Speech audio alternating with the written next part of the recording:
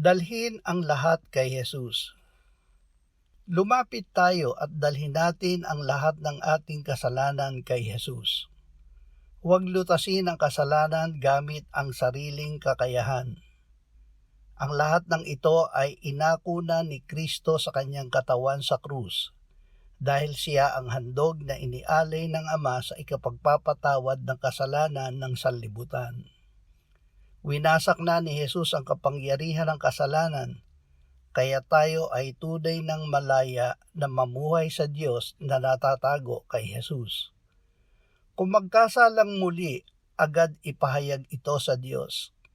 Muli ay lilinisin tayo ni Jesus ng kanyang dugo, at tayo ay patatawarin ng Ama sa lahat ng kasalanan at lilinisin sa lahat ng kalikuan.